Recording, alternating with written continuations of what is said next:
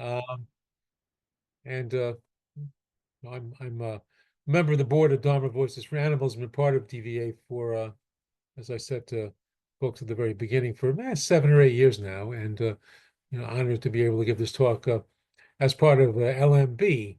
So we'll in a minute or two, I'll go through sort of the key areas that I'll talk about. Um, and I think it's fair to say debunking myths and thriving on a plant-based diet. We'll go through several subject areas and a lot about the health aspects of plant-based nutrition and the things to be aware of and pay attention to. So I'm a pediatrician.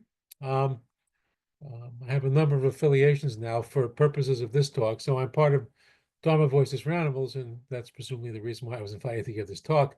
I have helped to found a new charity called Nutrition for Families, which supports pediatricians, other pediatric clinicians, and families in a healthy, plant-forward nutrition for infants, children, adolescents.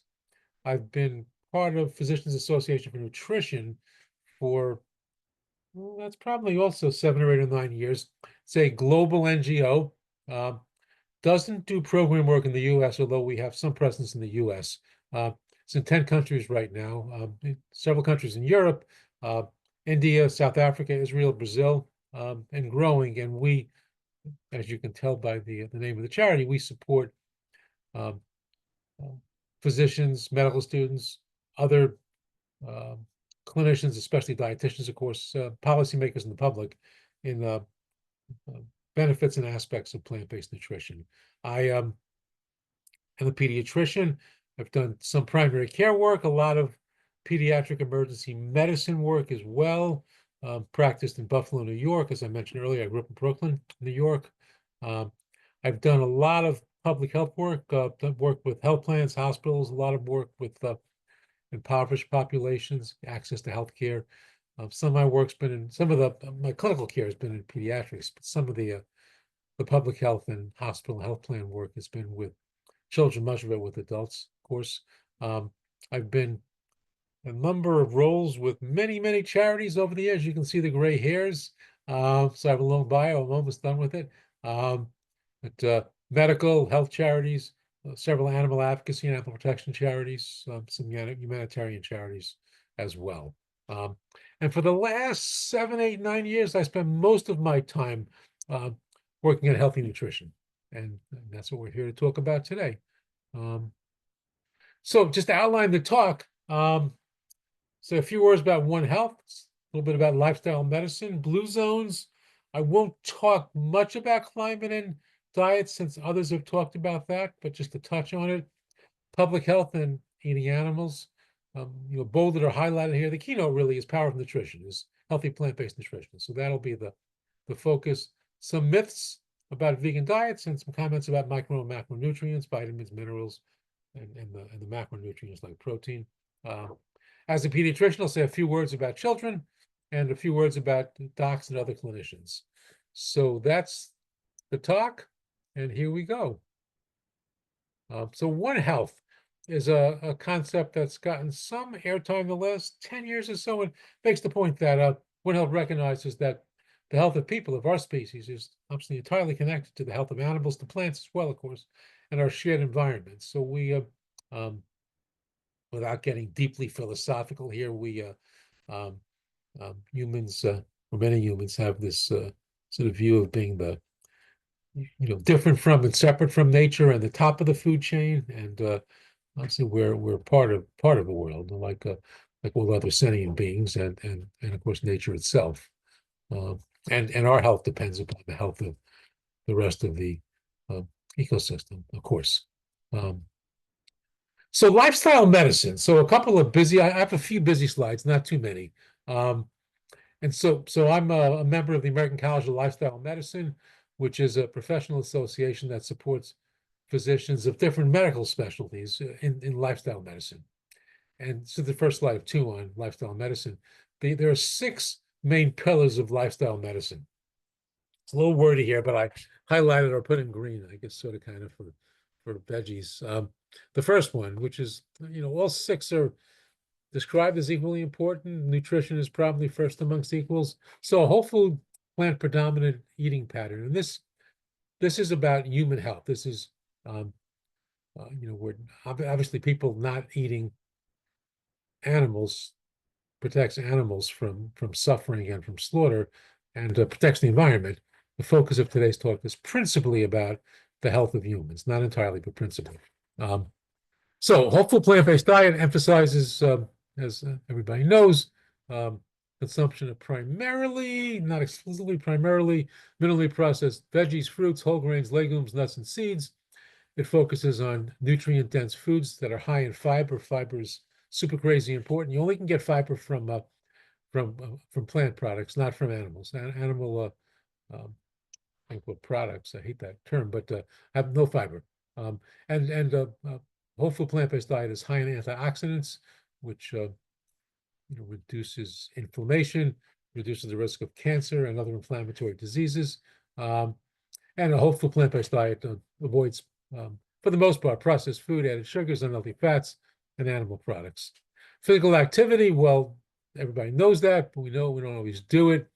So both aerobic and resistance activities is of course good for cardiovascular health, for bone health, for mood and emotion, for general well-being, and of course for weight management.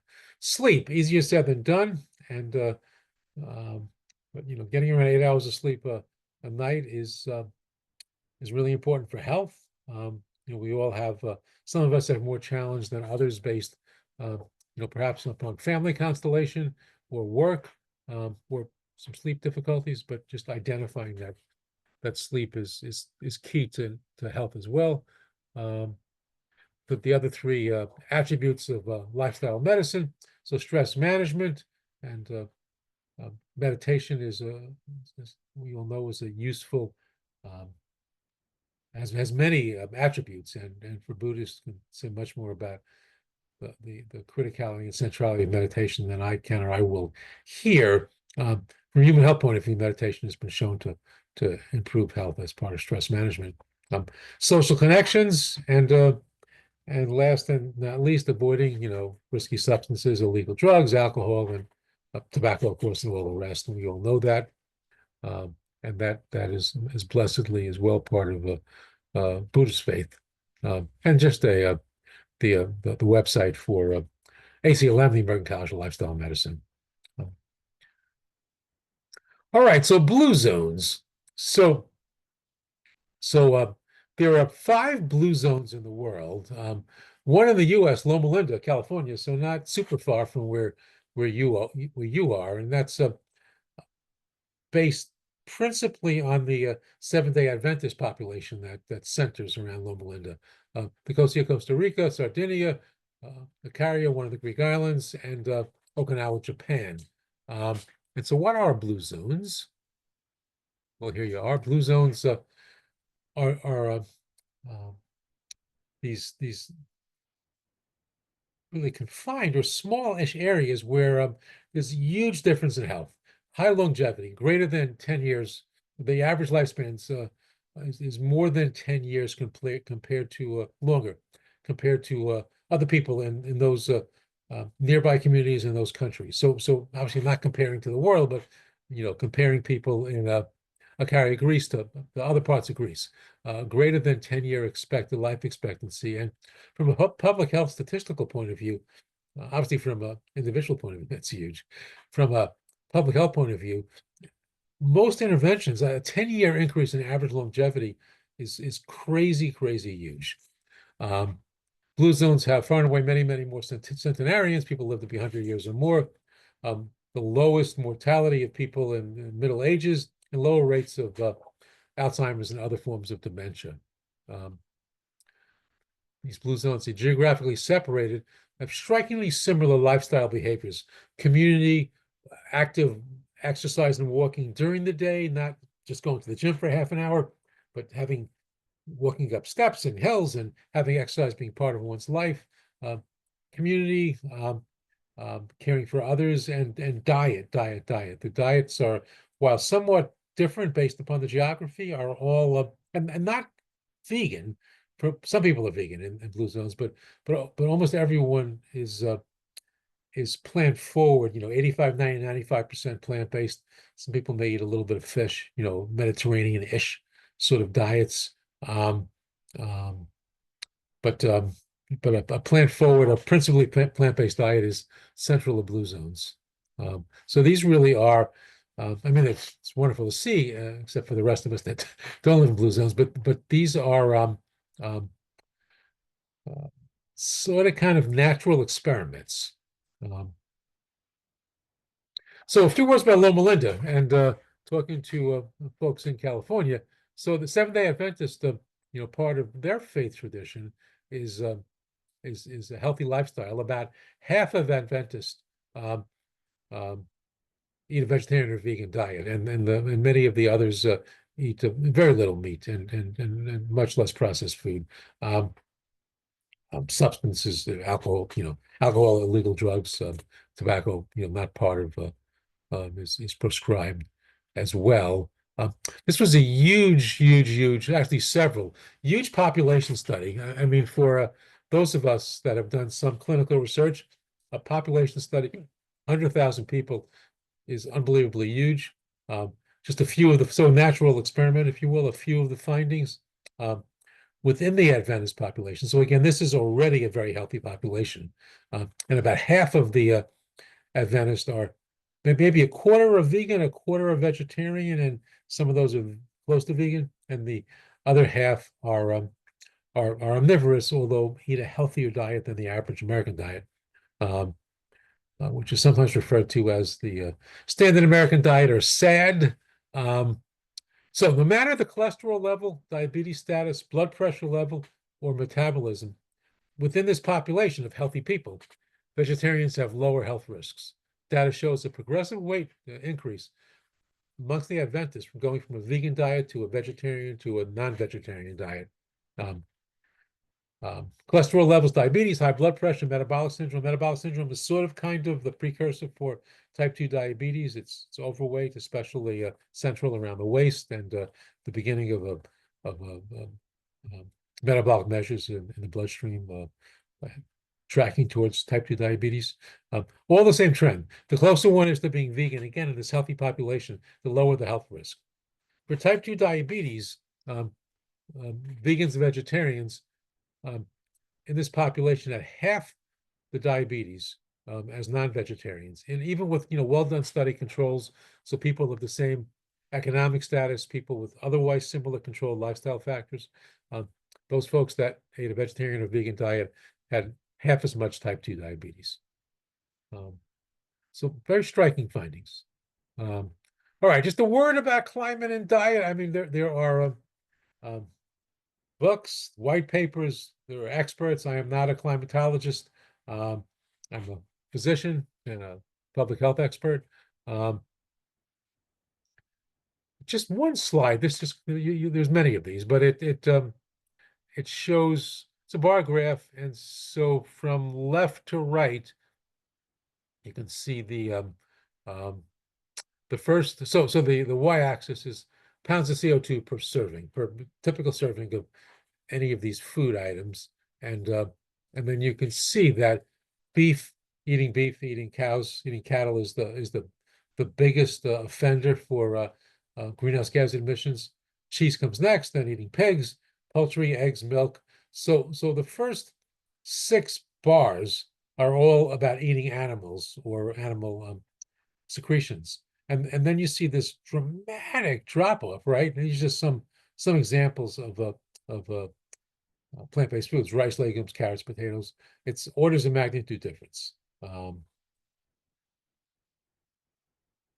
so here's so a question that comes up a lot is around diet and climate: is what percent of greenhouse gas emissions, CO2, methane, all the rest, comes from animal agriculture? And so there clearly is an effect. It's substantial. Um, it's that famous saying about there's um, 3 kinds of data, lies, damn lies, and statistics. And so there's a wide diversity or divergence of different studies reporting the impact of animal agriculture as compared to eating plants. on greenhouse gas emissions. UNFAO found 14.5% of all of the greenhouse gas emissions on the planet, about 15%, according to the UN, based on eating animals. World Watch, this is an older study. World Watch says more than half, 51%. That's they didn't make anything up, but it was a study done by advocates, and so it's probably overcalled some. New York Times did a really, really, really well done review, found 14.5 to 18%, which I think is about right. The EPA during Trump 45 found 10%. A well-done study in sustainability, obviously a peer-reviewed journal about sustainability, found 16.5%. So really it's someplace in the mid to high teens compared to, so really a significant decrease if people ate plants instead of animals. And then just for a sort of funsies sake here, a study out of Texas A&M, out of their ag department, they found that animal agriculture has a 3% impact on greenhouse gas emissions. And so, it's, I mean, they didn't make stuff up, but they definitely cherry picked the data for their purposes. Okay, public health and animal agriculture. We'll talk more about individual health, each of our own health, but just to say a few words here. So antimicrobial resistance, you probably all know something about that.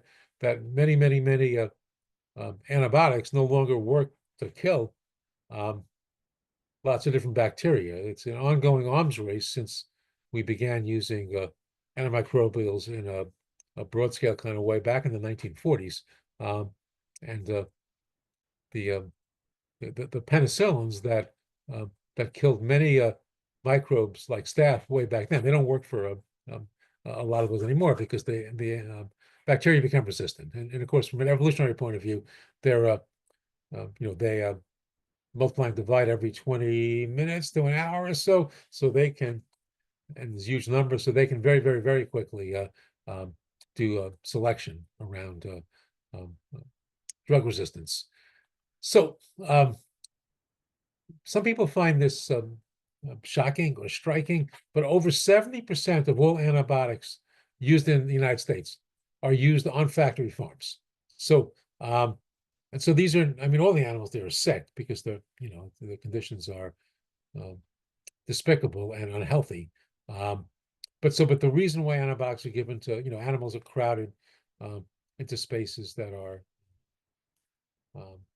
horrible, and of course spread disease, and they're made to grow very, very quickly and then be slaughtered. And so by dumping a lot of antibiotics into pigs, chicken, cattle, other animals in factory farms, they grow faster and they and fewer die, from infectious disease. I'm not saying that 70% of all antimicrobial resistance comes from factory farms. That's a much more complicated question. It's probably somewhat less. But 70% of all antibiotics used in this country are used on factory farms. And so that's not talking about veterinary medicine, where veterinarians, like human physicians, prescribe antibiotics individually for purpose. This is about the wholesale use in factory farms. Foodborne illnesses, well, clearly, I mean, there's a number of different microbes. You know them all. Salmonella especially comes from, there's been many salmonella mini epidemics from eating chicken, and when chicken flesh is measured, upon slaughter, and then in food stores and so on, the chicken meat always has salmonella, or I shouldn't say always, but frequently has salmonella. And the FDA's rules aren't about having no salmonella; it's about just having no more than a certain number per gram. Many other bacteria, staph, Campylobacter, Yersinia, and so on, come from foodborne illnesses, typically from eating animals. Sometimes, like E. coli, there are dangerous foodborne illness spread by eating produce, and the reason why, so that's real. The reason why is because the great majority of produce produced in um, um, an effective, assertive um, vegetable farming uses manure, uses cattle manure, and so the E. coli is is in the cropland from the manure. So it all comes from animals. Um, but and so again, most food journalists with eating animals, some from eating produce as well. Um, also, our species eating animals has been, and we're a few years past the pandemic, although COVID is now endemic. Um, so I couldn't, by the way, pandemic. So many of the viruses that have jumped from um, animals to humans have been via factory farming. SARS-1 is in East Asia. Um, Many of the flu illnesses, and of course, um, COVID is more complicated and probably from a laboratory that's still open for question, but probably from a lab in China. Um, Wet markets also are a place where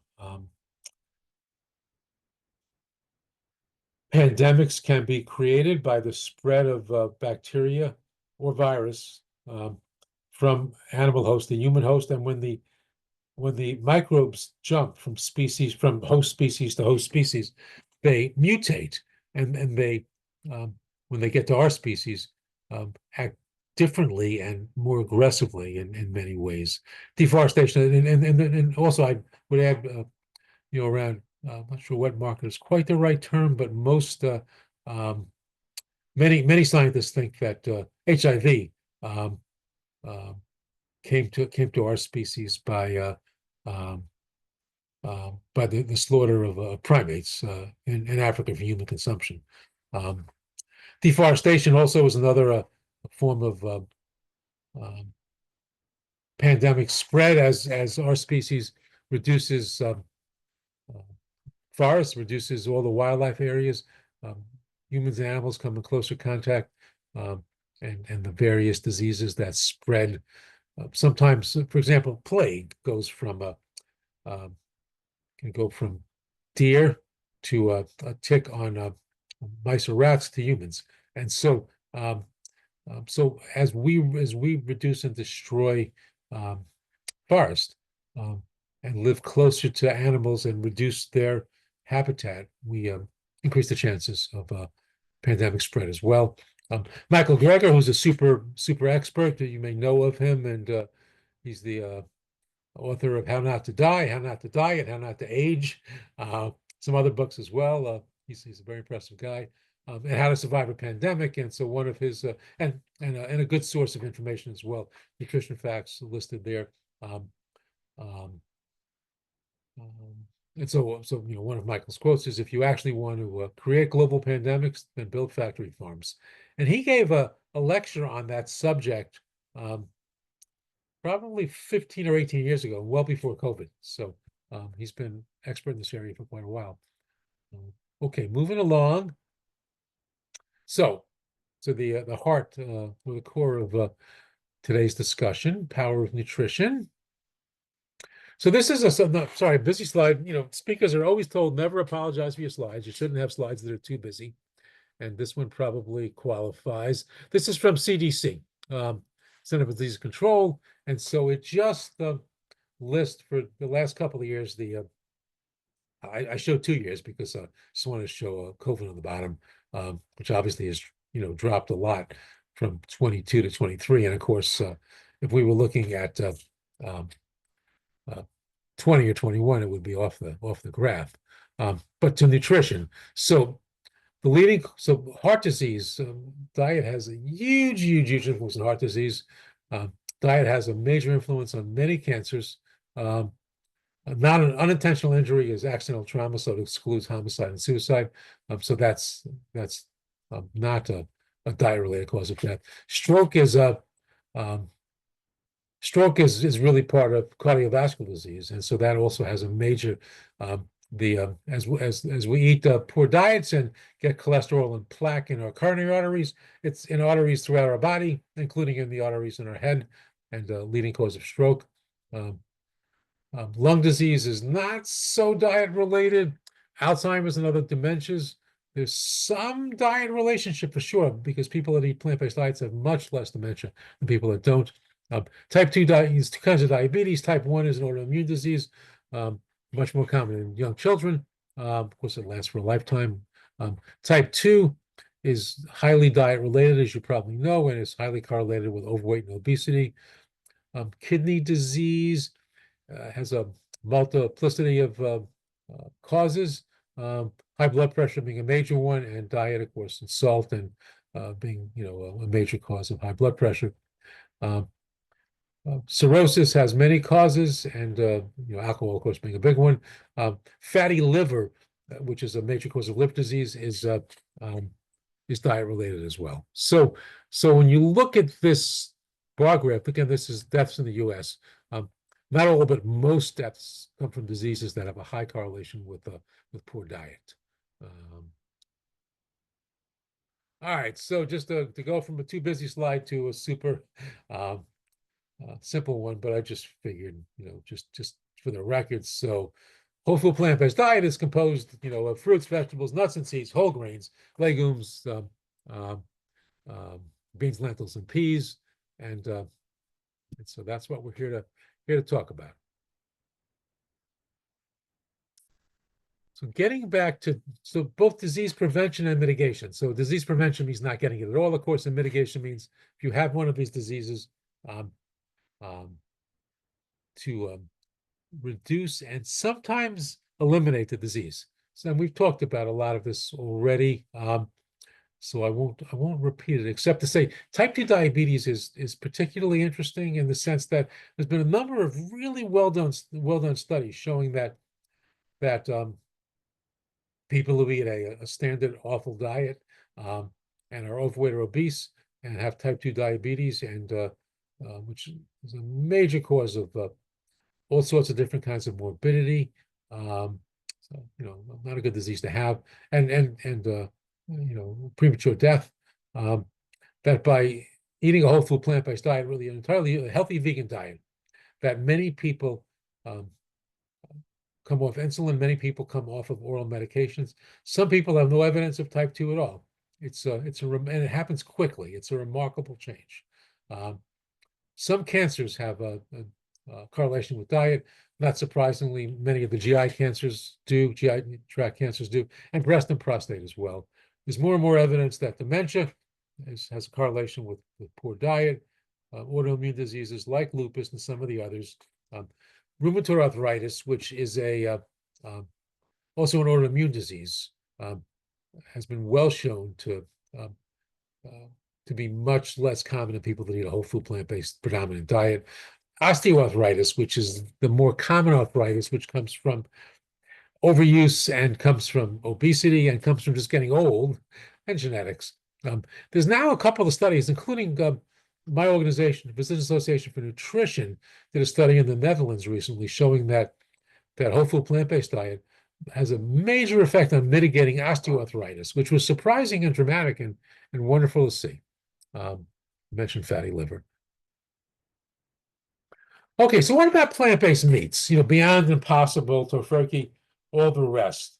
So there was, so there was a recent, 3 years ago, a study done at Stanford.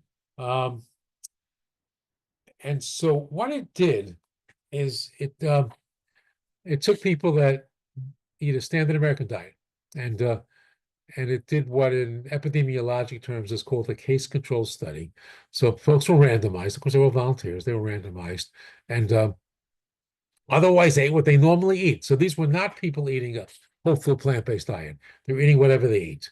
And for 8 weeks, half of the folks ate plant-based meats from Beyond Meat, which is a fairly healthy plant-based meat product and becoming healthier still. And the other 50% of the participants just ate what they usually eat, which is regular meat. And then because it's a case control, so they were switched. and so they were sort of kind of their own control. The two groups switched, and so during 8 weeks, which is quick, there would TMAO is a sort of a research marker for cardiac inflammatory disease, and so it's higher in people that have much more risk for coronary artery disease. And so TMAO decreased LDL. That's bad. That's bad fat, bad uh, cholesterol, um, and, um, and it dropped as well, and weight dropped too. Um, what was um, what was interesting, so that happened quickly. It was interesting that the group that was randomized first to plant-based meat, they kept much of the reduction in TMAO, again, a research marker of cardiac inflammation, when they were switched to regular meat for some period of time. So there was something that lasted when they went back to eating meat.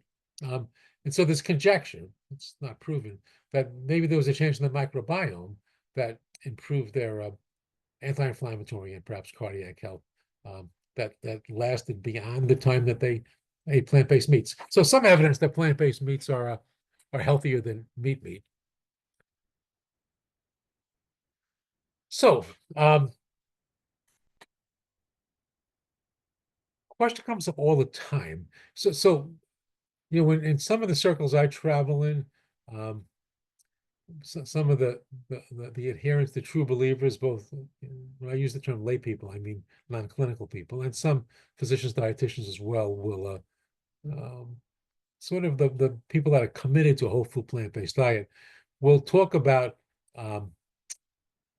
prepared vegan foods, plant-based meats, especially. They'll call them transition foods, which I find is unhelpful to get more and more people to eat fewer animals, because it implies, well, you know, it's not great, but it's not quite as bad.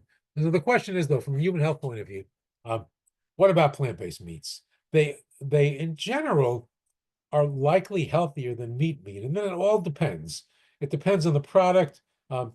Red meat and processed meat and cured meat is really, really, really unhealthy. There's more increasing evidence that chicken as well is significantly unhealthy. Um, um, some of the plant-based meat companies, and I've engaged some of the people at Beyond, like I mentioned, are working harder and harder to have much less saturated fat, much less salt in their products, and so they're somewhat processed, but not super crazy ultra processed. The market, and I would mention also sort of a little beyond nutrition, more from the marketing point of view, the some of the companies now are trying not to compete, not to say that we're a meat substitute, but to say that we're healthy plant protein. Um, uh, some of the folks, some scientists, especially there was a big study out of Brazil, and of course the trade association, the Cattlemen's Association, the Pork Council, the Dairymen's Association, they're having a good old time attacking plant protein as ultra processed. And there's of course some studies showing that in our new Health and Human Services Secretary is all about ultra processed food, and so it depends what someone's eating. Eating a Beyond Burger and eating a Twinkie are not the same thing, right? So when one does these studies, one has to look at individual products. When you're buying plant-based or plant protein, they have a lot of protein. You want to just take a look though and see if you're interested or concerned about how much protein you're getting. We'll get to that in more detail in a few minutes. Um, just look at the amount of grams of protein per serving. Um, you want, if you're young and healthy and don't have high blood pressure issues, you don't have to worry as much about sodium, but still it's good to keep your sodium down. If you eat too much sodium, your blood pressure is going to go up. It's going to damage your arteries, and you're not going to live as long, or you're going to end up on high blood pressure meds. Saturated fat is just not good. And I would also add that, as far as we know, and some vegan advocates will say otherwise, but it's not based on the science, that that plant-based saturated fats also are not healthy. The great majority of plant-based fat are are not saturated fat, whereas animal fat, much of it is. Um, Coconut, especially, and palm um, are very high in saturated fat. You'll see a number of plant-based sort of meat substitute products and a lot of the vegan ice creams and so on that have a lot of coconut in them. And when you look at the saturated fat, it's crazy high in saturated fat. And I'm not telling you what to eat and what not to eat. This is but about human health. Um, Saturated fat is saturated fat. It's bad. Um, um, you also want to look, at for plant proteins and also um, for plant milk products as well. You don't want added sugar. Um, um, and in general, you want to see um, what ingredients are included in these products. If it has a back to plant-based protein or plant-based meat, quote unquote, if it has a list of 86 ingredients and lots of chemicals you never heard of, well, that probably isn't super healthy. I mean, RFK Jr. is right about that. If it has 10 or 15 ingredients and they all sound, like healthy stuff, it's probably very healthy. Okay, this is a statement from the Academy of the Academy of Nutrition and Dietetics, just came out about 2 months ago now. Uh, Speaks to vegetarian and vegan diets for adults. Um, and so this is the professional association um, of dietitians in North America. Number one, nutritional adequacy. The Academy of Nutrition and Dietetics states that appropriately planned vegetarian and vegan dietary patterns can be nutritionally adequate for adults. And so this is a group that's not the biggest vegan fans in the world, and so they recognize and acknowledge that um, um, veg and vegan diets, can be nutritionally adequate. They clearly acknowledge that there are health benefits, particularly with cardiometabolic disease, which is what kills most of us. Um, they acknowledge chronic disease prevention and management, and while and they say more in the paper, that they like me acknowledge they're not environmental or climate scientists, they're nutrition scientists, but they note the sustainability benefits of plant-based diets. This paper is about adults. It didn't speak to children or pregnant or lactating women. Prior policy statements, and we'll get to a little bit more of that in a few minutes, do speak to the adequacy of vegetarian and vegan diets for pregnant women and children. And again, one has to be careful with any diet. All right, so let me sort of catch our breath here. I can't resist this slide, right? So, right, if you're vegan, you're hanging out with friends and family, and people are just interested or they're trying to harass you. The first question is, where do you get your protein from, right? So here are some of our um, animal uh, um, animal beings that are fellow Earth travelers like we are, who nobody would suggest is lacking in muscle, and of course eats entirely plant-based diet. Now, every species has its own dietary needs. All right, so here's a just sort of raise and answer some questions and myths. The last three I'd sort of put them in green because they're more sort of questions specifically about nutrition. But so the first question, again, to humans and gorillas and elephants and all the rest, um, a myth about a vegan diet is that there's not enough protein and that it's not complete protein. So a few words about that. So if one's eating a typical diet in a, a country that's wealthy or a mid economic country and having some variety of food stuff, and it's all plant-based, and you eat 2,000 calories a day, you'll get enough protein. You always, always, always will. The only time you won't, you can get into trouble is if you're in a very poor country and you're eating sort of somebody's eating mostly corn, or most, that sort of thing. You can, but if you're eating a whole food oriented plant-based diet, getting enough calories. Again, this is for healthy people, not somebody who has liver or GI or renal disease. You get enough protein. So there's this myth about, well, not a myth, but there's this a little nuance about complete protein. So there are 20 amino acids. That's the building blocks for protein. 9 of them are essential, which means that for humans, which means that we can't produce them from a carbohydrate or other protein, so that we have to eat them to get them. When one eats animal meat, one is getting all 20 amino acids, including the 9 essential ones for humans. Um, most most plant protein is relatively lacking in 1 or 2 or 3 of the 9 essential amino acids, but it's all mixed up so that as long as you're eating a mix, and soy has them all, by the way, soy has all 9 essential amino acids. As long as one is eating a mix of different plant sources of protein, and everybody eats different plant sources of protein, you don't have to eat them all in one meal, just have to eat them over a few days. You're getting all the essential amino acids. So if you eat 2,000 calories a day, you're getting enough protein on a vegan diet. And if you're just having any reasonable variety of the plant-based protein sources, you're getting all the essential ones. All right, next myth. Vegans are deficient in essential nutrients. No, every diet, and I'll show you a table in a minute, every diet has some micro and macronutrients that are easier and harder to come by.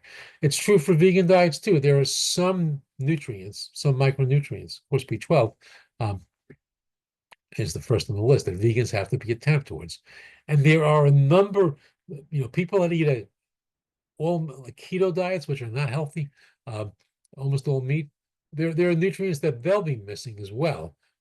So every diet has adequate or an excess of some nutrients and deficient in other nutrients unless one is thoughtful and careful. Vegan diets are healthy. You just have to, be a little attentive to some micronutrients, have a mix of what you're eating. And again, if your vegan diet is, beer and Doritos and Twinkies, well, that's not healthy, obviously, but a whole food predominant plant-based diet, net is much healthier than the standard American diet. And people that eat that live longer and healthier. Are all vegans healthy? Well, no. You can eat an unhealthy vegan diet, and also, people get sick. There's lots of reasons to get a chronic illness besides one's diet, and genetics matters a lot. And so eating a healthy, whole food, plant-based diet for many of the diseases we're talking about, like cardiovascular disease, some cancers, type 2, stroke, probably reduces the likelihood of getting one of these diseases, depending on the disease, by, a half, maybe 2/3 for some of them, but not by 100%. Genetics matters a lot. It also can delay the time that one gets these diseases. So, it's vegan, reasonably planned, thoughtful vegan diets are healthier than omnivorous diets. Nothing in this world's a guarantee. All right, totally switching gears to more of the social side of things. Vegans are preaching. Well, sometimes we get beat up about that, but I think also we get challenged because a lot of folks who aren't vegan are interested, and sometimes are projecting their own um, guilt from a health or from an ethical or sustainability point of view, and will ask obnoxious questions. They get obnoxious responses. But in general, if one is trying to get people to change, saying you're a bad person is not usually the way to get somebody to change. It's being supportive and aligned and collaborative, all those kind of things. So this is really a misnomer. Vegan is white, Caucasian. So in America, African Americans are 2 to 3-fold more likely to eat a vegan diet than whites. Latinos, and so when one talks about Latino and especially Asian populations, it's there's so many subgroups.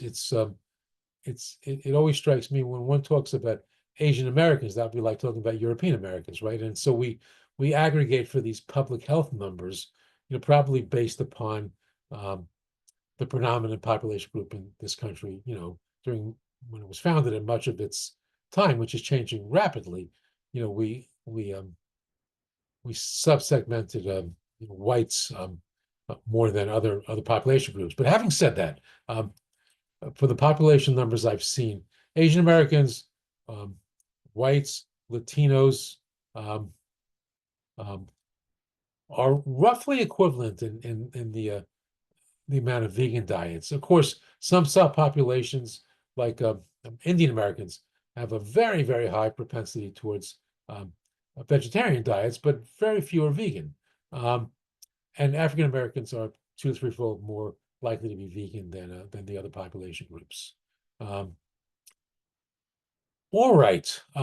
Switching gears on questions and myths. So the short answer is eating a plant-based diet healthy for pregnant women and children. Yes, one needs to be somewhat more careful.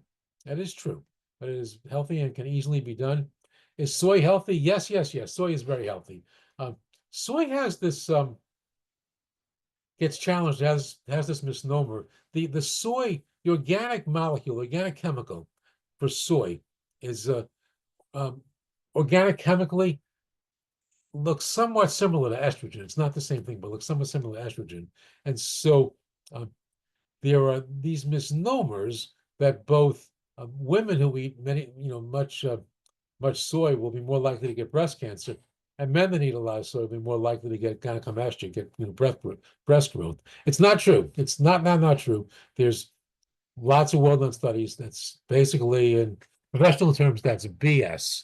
Um, I would add that it's a well-done study of um, rural Chinese women who grew up eating lots and lots and lots of soy and have a markedly reduced incidence of breast cancer compared to, let's just say, Anglo populations in North America and in Europe, markedly decrease.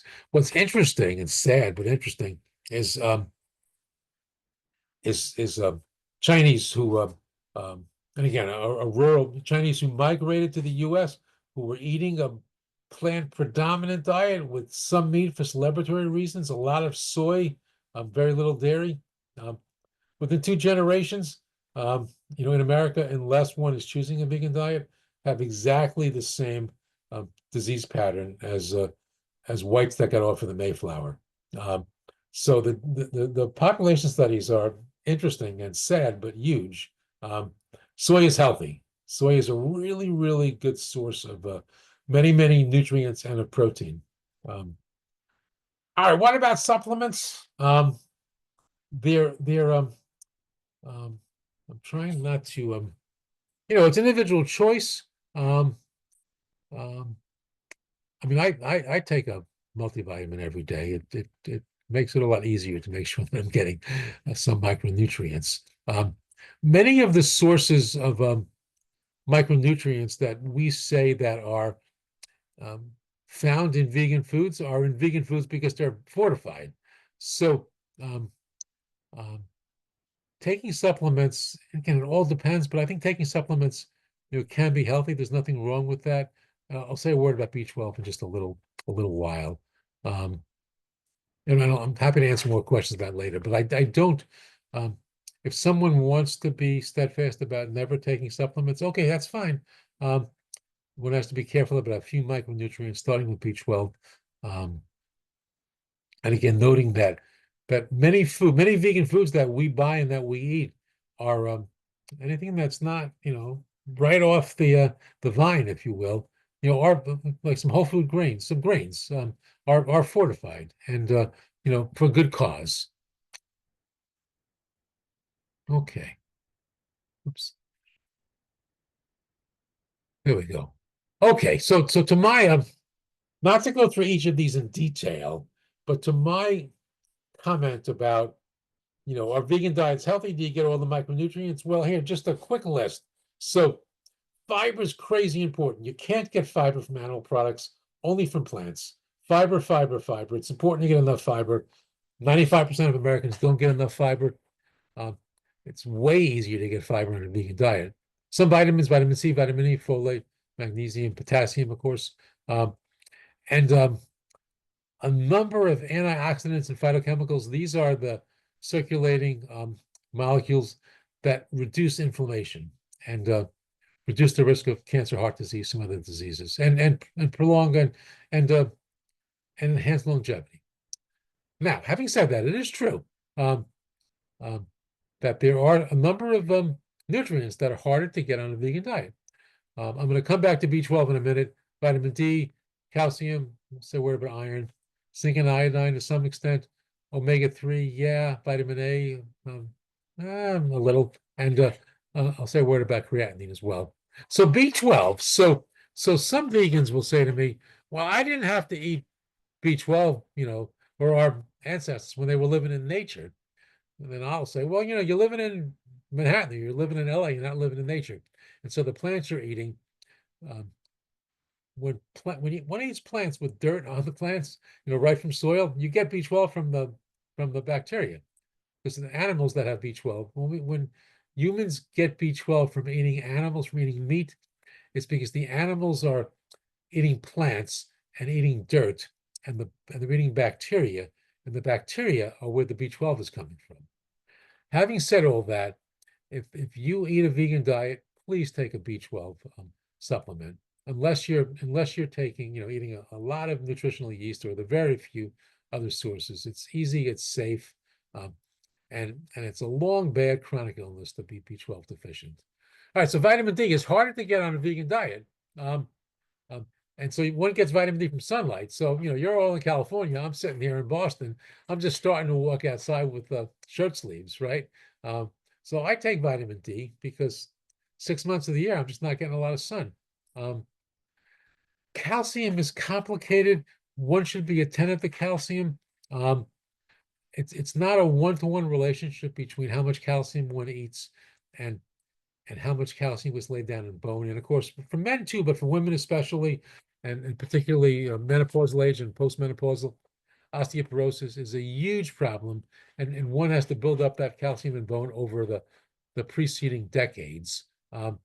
Exercise, resistance exercise, crazy important, um, um, as well. Of course, vitamin D and phosphorus is important as well for calcium.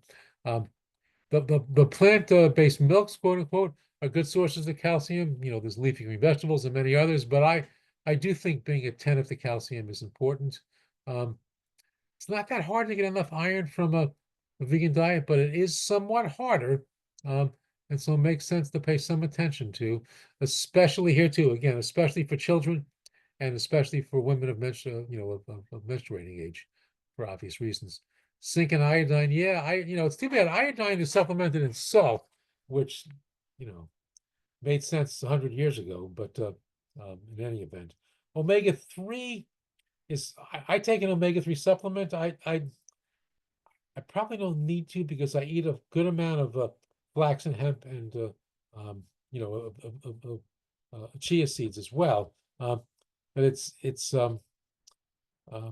ALA is an omega-3 that's common in many plant foods, but it's hard for our body to convert ALA to EPA and DHA with the active anti-inflammatory omega-3s, and so if you're eating seeds and some other sources of omega-3 most days, you don't need a supplement. If you're not, it probably wouldn't be a bad idea to take a supplement. Vitamin A is pretty easy to come by, and obviously some plants have a lot of vitamin A. Creatine is getting some play recently.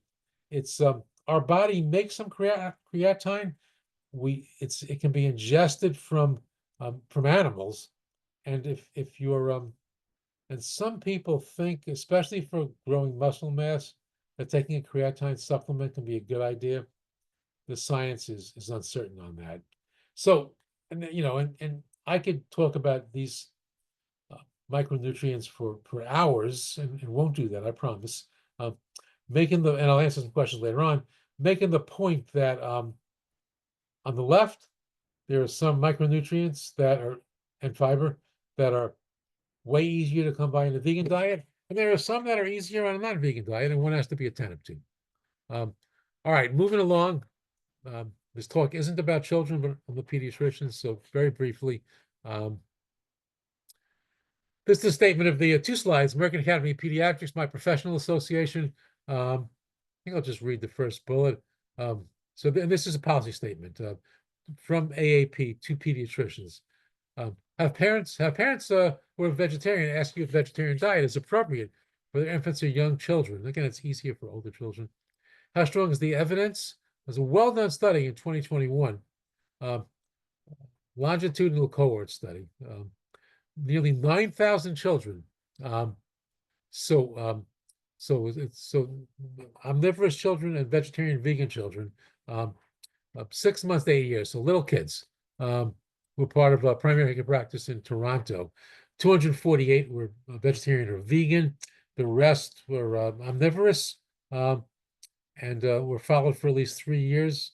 Um, the authors looked to see if there were any growth, weight, height, iron, vitamin D, lipid issues in these children, the 248 that were followed for at least 3 years that are vegetarian or vegan, young children.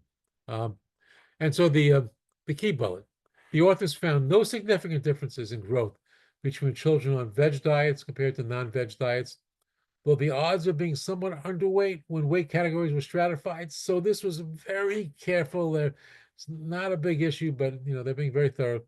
Um, Somewhat greater in vegetarian children. Of course, being to the left of the bell-shaped curve on weight, as long as one isn't underweight, is healthier, really. No increase or decreased association of veg diets and being overweight or obese.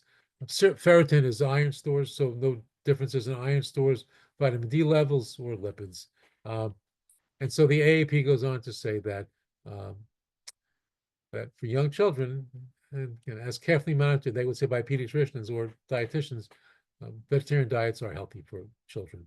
And in the long term, we in pediatrics, when we know that our children become adults, write that down, and we know that our children, when they're 50 or 60 or 70, that many of them will die from heart attacks and cancers and strokes. But we're not caring for that. We don't see it every day. Internists, gastroenterologists, endocrinologists, oncologists, cancer doctors, adult doctors, they see it every day, so they're more sensitive. But children that start off in a veg diet are much more likely to stay in a veg diet. Their families, of course, are much more likely to be veg and to be healthier in general. So it's much, much healthier in general. So Nutrition for Families, a charity that I co-founded, and I'll show you the website, the hyperlink in a second. There's a couple of, if you're interested, a couple of detailed resources on plant-based diets for young children and school-age children. You can just go to the website and read it or download it. All right, winding down here. Why don't my colleagues do more about encouraging healthy nutrition? Well, we were never trained in it. It's true. Over time and around the world, docs aren't trained in healthy nutrition, very, very little, let alone plant-based nutrition. Change is hard for clinicians, for patients. Well, genetics, Darwin, we evolved from scarcity. That's why our ancestors, we have this DNA. We died, probably famine and plague, trauma, infection, leading causes of death until, the day before yesterday, right? And so having strong compulsion towards fat, towards salt, towards sugar is baked in the DNA. And so, physicians who have busy days and many demands, and sometimes feel like they're banging their heads against the wall. It's also easier for a doc to write a prescription or do a procedure than to give dietary advice. Lack of education, relative lack of resources, how to answer patient questions. There aren't enough dietitians around, except in specialty practices like a diabetes practice, a cancer practice, GI practices. You won't get to see a dietitian, and most docs, don't have a lot of good personal stories to tell as well if they feel like doing that. So a lot of docs don't give a lot of support here. All right, and I'm happy to obviously to share the slides. So this is too much to write down all at once, but so I'll send make sure that everybody has access to the slides as you see fit. Dharma Voices for Animals is not a nutrition NGO. It is a faith-based. It's the world's only Buddhist charity that speaks to vegan diets and speaks to animals and animal suffering as its core. I'm proud to be a member of the board and to support the organization.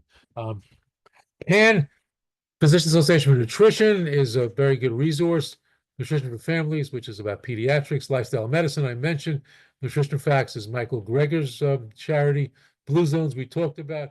Harvard and many Mayo, many other places have good nutrition guidance. Physicians Committee for Responsible Medicine and Plantrition Project are two good physician, plant-based, American-based charities.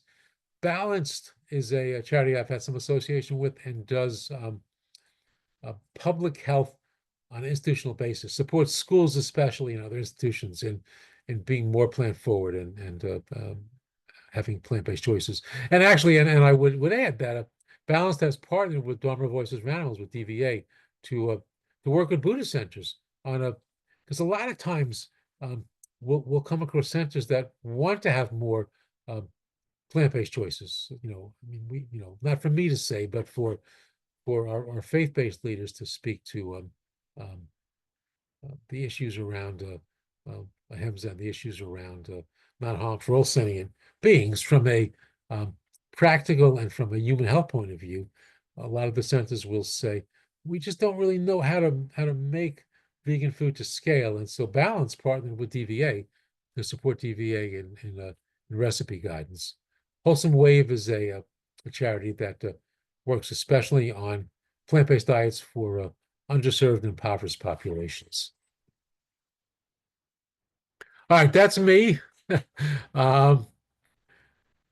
the relevant associations, DVA again, and so I have a bunch of emails with different charities. But if you want to reach out to me, the easiest way to get me is just Alan at dharmavoicesforanimals.org. Easy to find on LinkedIn as well, and so on. All right, Q&A. That's my talk. Let me end the screen share. Thank you, Alan. That was awesome. I really appreciated that. It was really good. All right. I hope that was interesting and helpful to some of us here. So I know that was it was a sort of a 101 cursory overview kind of talk. So there was a lot there. So I'm happy to answer any questions if anybody has any.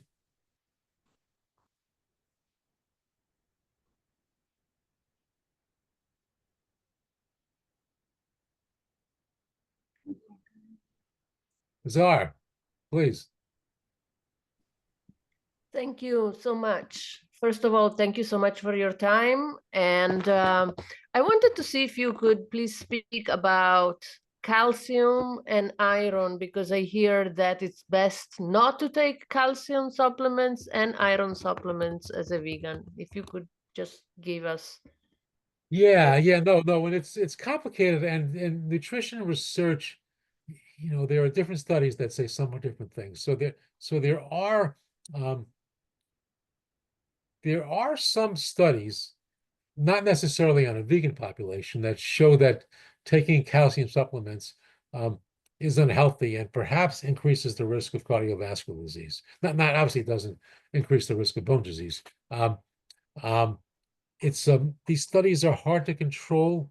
I think that so around calcium, it's a definite maybe. I think I would add that unlike B12, where it's really hard to get enough B12 from a vegan diet, with calcium, it's not that hard to get enough calcium. It's not. So that there are many good sources. All the legumes are great sources, green leafy vegetables. And I do suggest so in terms of a sort of a safe way to not supplement but to fortify, and there's no evidence that this is a problem. the plant-based milks, some of them, will have 25 to 35% of the RDA, the recommended dietary allowance, for calcium in 8 ounces. So if you have, 1 or 2 glasses of a plant-based milk, that takes it from being a little bit hard to really easy to get enough calcium during the day. So that's what I recommend. I also would recommend, and I'll get to iron in a second, I would add that around calcium. About plant-based milks. There's a bunch of different products, and so you got to look in the label, so that only 3. While I made a point earlier not to go all crazy about protein, certainly if one is being attentive to enough protein, or for children, or for seniors, or for people that are very athletic, some of the soy, flax, and pea milk have a decent amount of protein, and the others have almost no protein. Beyond that, I'd look at the label and make sure that this calcium supplementation, there's not a lot of sodium. A little sodium's fine. There's not added sugar dumped into the plant-based milk. So that's what I would suggest on plant-based milks. But having that, with your oatmeal or cereal in the morning, or with a smoothie, or is a good way to bump up calcium safely. But I don't and would not recommend taking, for otherwise healthy person, vegan, taking calcium supplements.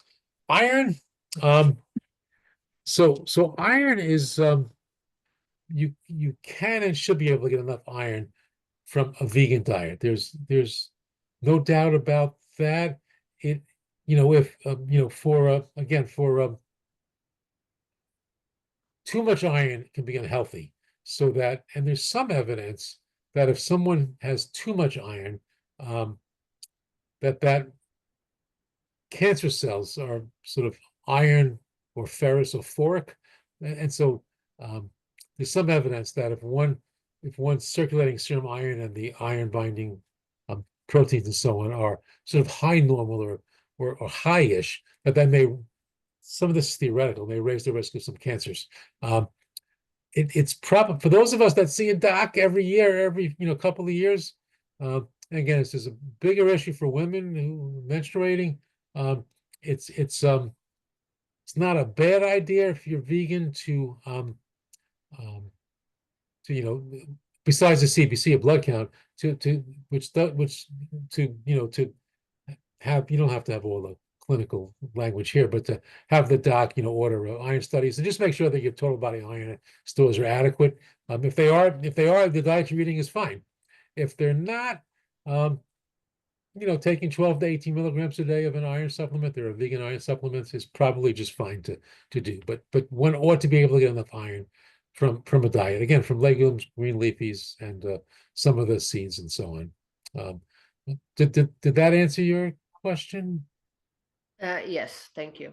Okay, welcome.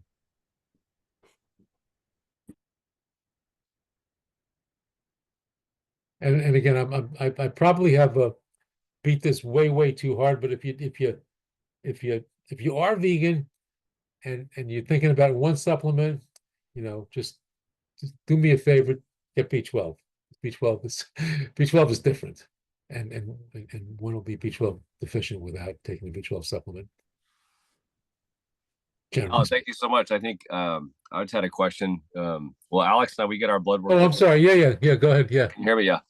Alex and I've been vegan for 17 years and stay on top of all of the nutrition facts, and eat a wide variety of plant foods and whole foods, plant-based. And our doctor says we're the healthiest patients she sees. We eat popcorn every night with fortified nutritional yeast, and our B12 numbers are almost too high. Yeah, that's great. Yeah, that's great. So, but last year I ended up with thyroid out of whack. I run and lift weights a lot, and I was really suffering from pretty extreme fatigue. And I started taking an iodine supplement because I don't like seaweed, and I don't drink plant milks because they got too much sugar in them. So, is that something you've seen before? With I started taking the plant iodine, and I started feeling better. So I've just thought that must have solved it. But anyway, that was an odd. And I had my thyroid checked again, and it was fine. So I don't know. what Well, your then thoughts it's, are. yeah, I mean, you know, because we know each other, but you know, the usual comment that any physician makes in any of these sort of settings is, I'm not giving medical advice and just making general comments, and you know, that's between you and your doctor and all that, right? So, so I would add though that there are there are several different causes for thyroid disease, right? And so not all of and iodine deficiency is only one of the number of causes. So so um, so it would have been you know, so if your iodine level was low, and if your thyroid level, your T4 was low, if your T4 was low, your THS was high, your iodine was low, you probably weren't getting enough iodine. And so um, I and it is relatively hard to get enough iodine on a vegan diet, and so one wants to you know, I'm not a purist here at all, and many of my vegan friends and colleagues are sort of more reluctant to take supplements than I might be, and so I would add that the reason why so for example, and so I'm sort of rambling on here, but to go back to B12, so you know you know, because it's put in the nutrition in the yeast, right? So that lots of the reason why vegans are able to get adequate levels of some micronutrients is in part because of eating fortified foods. Not the only reason. Of course, many of the micronutrients come from eating the foods themselves, from whole food plant-based foods, but that fortified foods are really not that different than supplements. And so taking taking an iodine supplement is easy to do. The seaweed root is hard for most people to do. There's iodine and salt, but you know, I never want to recommend just dumping, you know, a lot of salt into one's food. Um, and so I have found for me, and I've been vegan for 35 years, but I'm sorry, I've been vegetarian for 35 years and vegan for 28 or so, but I'm old. Um, a lot of years of not being. So, you know, I take a multivite and I don't have to worry about it. So I may not have answered your question, but that's hopefully I touched on part of it. Yeah, that was great. Thank you. Yeah, Okay, you're welcome.